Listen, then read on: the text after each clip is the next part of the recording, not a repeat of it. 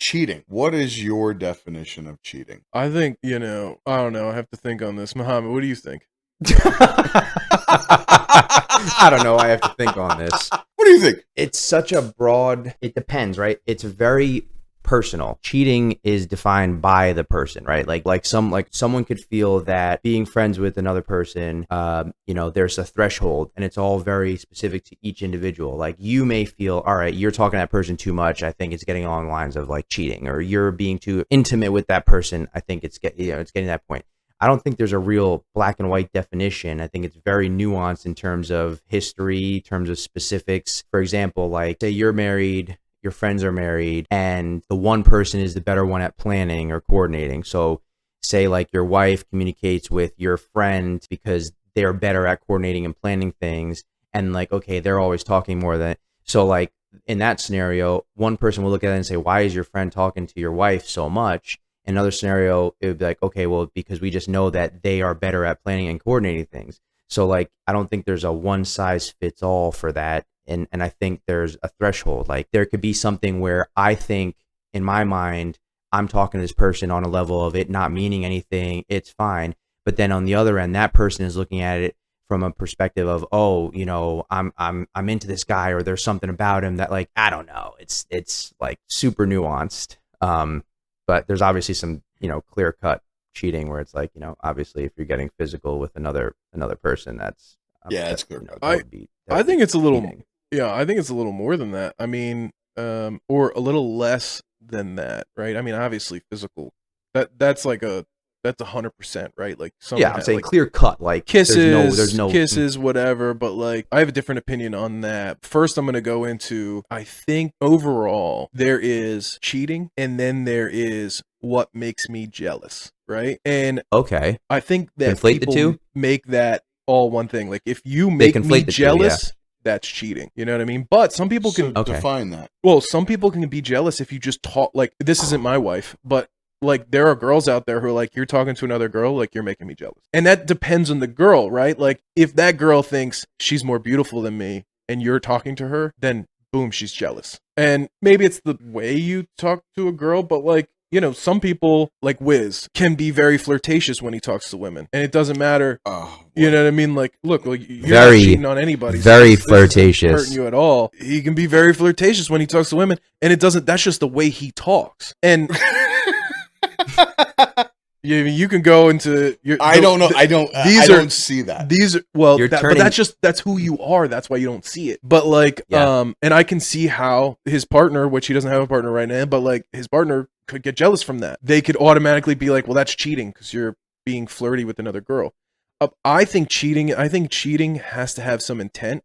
Like, I think you can be cheating by communicating with a person that you have some malintent on, right? Like if you're in your head, if you're like hiding the fact you're going to go hang out with this person, cheating. I feel like that's cheating. If why it's not something you could tell the other person? Yeah, like why are you hiding this? If you're taking some sort of step to give some shade to some things that you're doing with another person, then I like at that point there's malintent.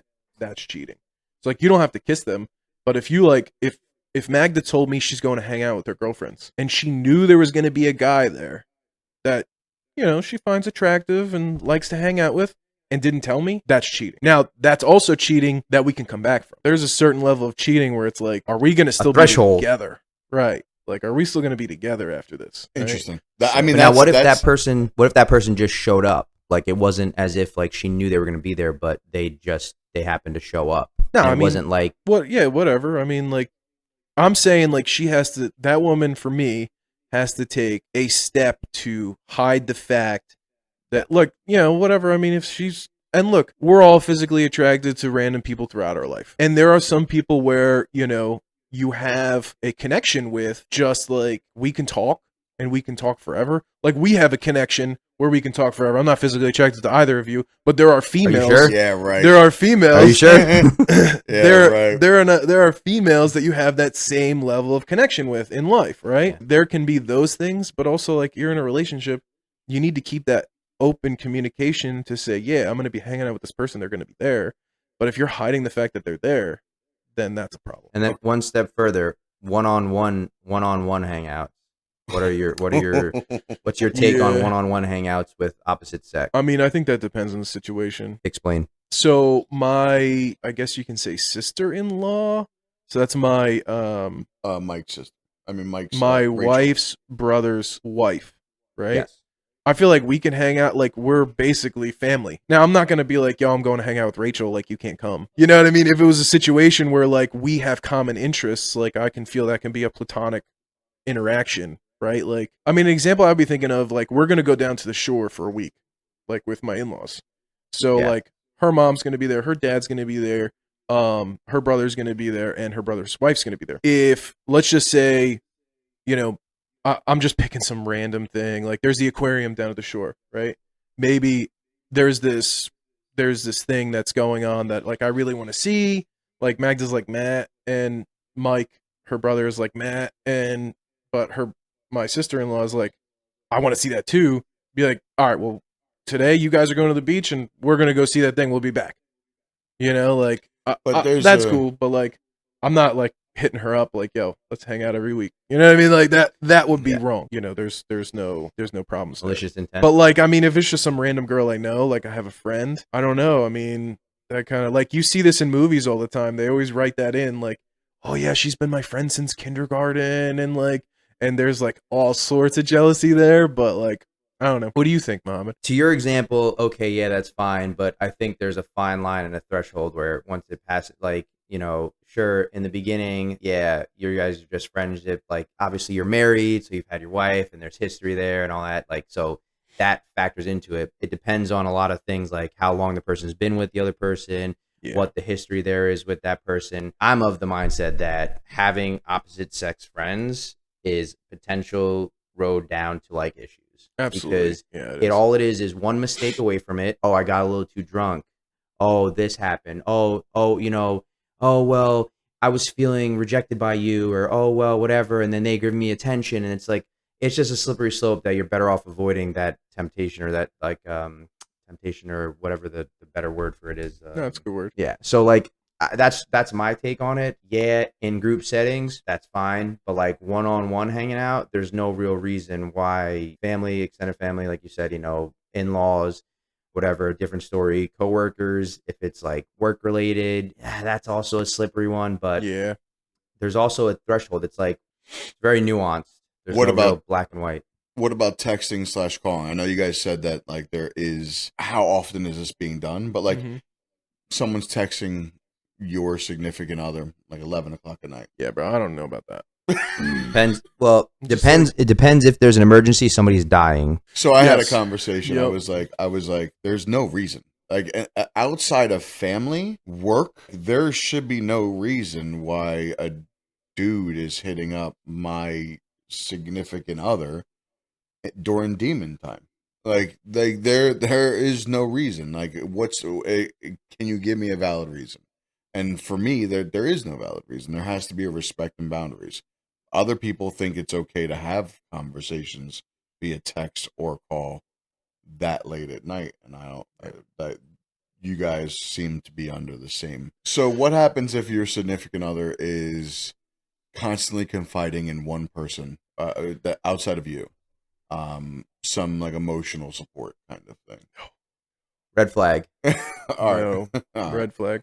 Oh, you understand. But real quick, before we move off of the last thing, that a situation actually not too long ago popped up where a long time friend of mine, I've known long time ago. No, since like elementary school, reached out to me late, like just texted me randomly about. So they were looking through photos, old photos or whatever, and then texted like, "Hey, do you remember this?" And then you know, my girlfriend was like, she's like, "Why are they texting you this late?" And I'm like, I don't know. She's like, "Why did you respond?" I'm like, I didn't think anything of it, because it was just something about like, you know, whatever. And there's nothing going on with them. That person, I don't talk to them regularly. It's whatever.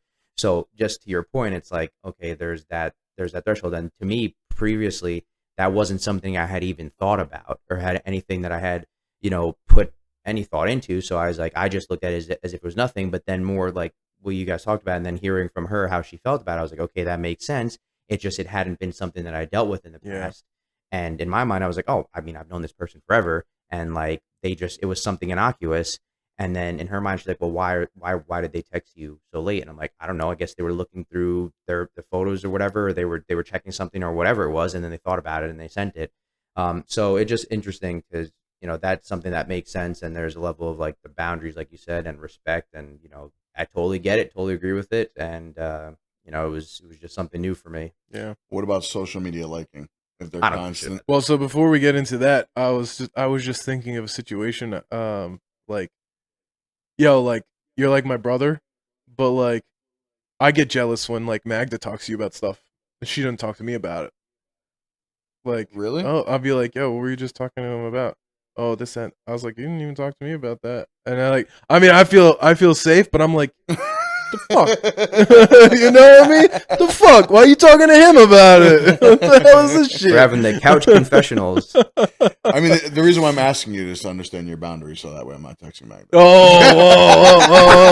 Dang, he's trying to slip into the DMs. Bro. Plot twist. Never.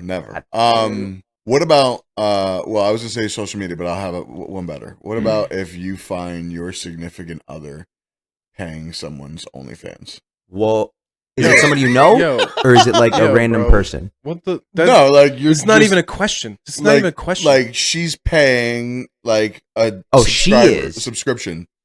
Yeah, we have a conversation. Why is this even a question? This time we were discussing. Like this.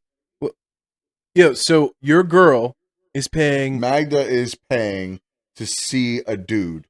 She's giving them a subscription fee. Like somebody I know? No, like somebody online. Oh, so and that's what I said. Yeah. Oh, so like she's watching porn, effectively. Sort of. Who knows? Whatever they're doing, she could be. Well, I mean, if I get mad at her for watching porn, then I can't watch porn. No, right? but there's a difference. It's free porn, and then there is paid porn. You're paying someone.